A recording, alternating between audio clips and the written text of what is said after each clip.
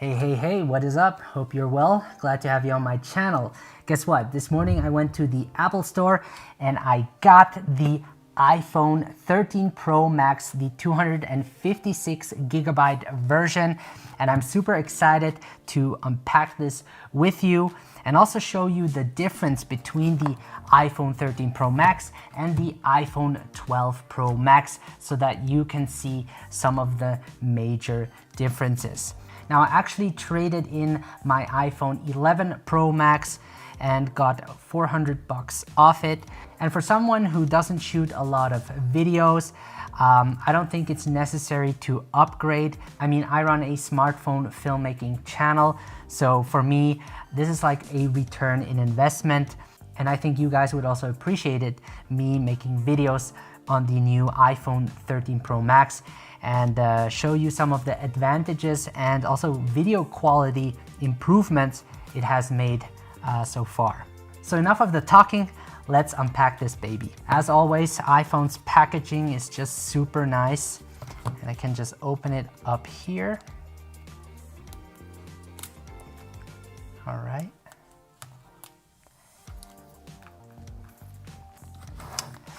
And let's see. Wow. Oh, it looks so nice. So this is the Sierra Blue color.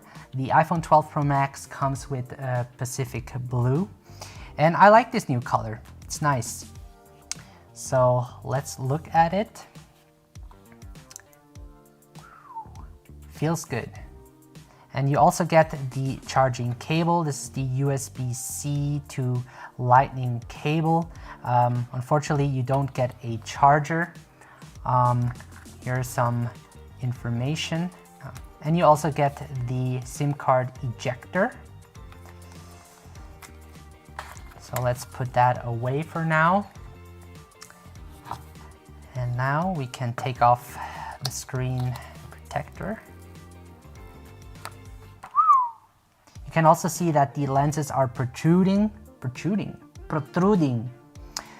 more than on the iPhone 12 Pro Max. So if I bring that into the frame, yeah, you can see that it's a little bit thicker, I guess.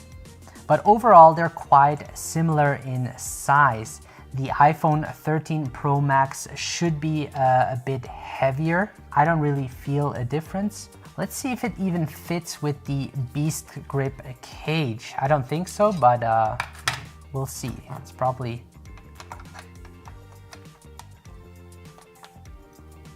no, it doesn't fit.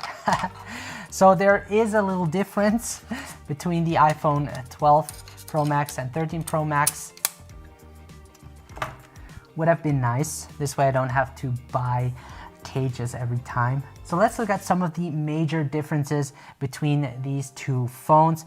Specifically, we're going to look at the cameras. iPhone 13 Pro Max has a larger sensor, and it also comes with the A15 Bionic chip. The iPhone 12 Pro Max has the A14 Bionic chip. So the wide-angle lens on the iPhone 12 Pro Max has an aperture of f1.6, and the iPhone 13 Pro Max wide-angle lens has an aperture of f1.5. And the lower the f-stop number, the better it can handle low-light situations. Using the wide-angle lens on the iPhone 13 Pro Max will produce a cleaner image when shooting in low-light situations. And it will also create a more blurry background or shallow depth of field, which I'm quite excited to test out soon. So the 58mm telephoto lens on the iPhone 12 Pro Max comes with an aperture of f2.2, whereas on the iPhone 13 Pro Max, it comes with an aperture of 2.8 and has a focal length of 77mm. So this might be a downgrade for the iPhone 13 Pro Max. It depends how you see it. It won't be as good in low light situations as the iPhone 12 Pro Max, but what you can do is you can 3 times optically zoom in, which I think is really great. Whereas with the iPhone 12 Pro Max, you can optically zoom in 2.5 times. Now the iPhone 13 Pro Max is also a macro lens, for getting extreme close-up, which is really nice. Next is the ultra wide angle lens. Now on the iPhone 12 Pro Max, the ultra wide angle lens has an aperture of f2.2, whereas on the iPhone 13 Pro Max, the aperture has improved to a f1.8, which is really great. Because I never have been a real big fan using the ultra wide angle lens, and I've always used, add-on lenses to get a wider angle of view. But this might change with the iPhone 13 Pro Max. Now with the iPhone 13 Pro Max, you will be able to record in ProRes 4K 30 frames per second, and that codec will produce a much better image quality. Also, the editing process will be flawless. It will take up a lot of storage. I should have gotten the 1 terabyte option, but I'll have to deal with that and just transfer the footage whenever it's full, even if I'm on the go. What I also like is the cinematic mode that allows you to create a shallow depth of field or blurry background in your video. What's great about this feature is that compared to the third-party apps, it focuses more smoothly and you can control the aperture even after filming your video in that mode. Now, unfortunately, you can just record 1080p in 30 frames per second. And I'm quite excited to test this feature out. Now, the iPhone 13 Pro Max also has a longer battery life.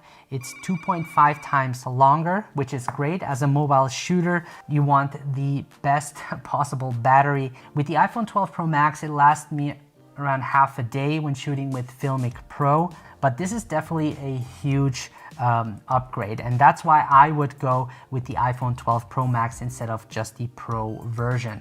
Next is also the brighter display on the iPhone 13 Pro Max, which should make it easier to shoot in bright sunny days. So yeah, there you have it. That was the unboxing of the iPhone 13 Pro Max and sort of the major differences between the iPhone 12 Pro Max and 13 Pro Max. Thank you so much for watching, guys. I'm gonna take this phone with me and shoot some awesome videos with it. Can't wait to share it with you guys. And yeah, I wish you guys all the best. Take care, and I will see you in the next video.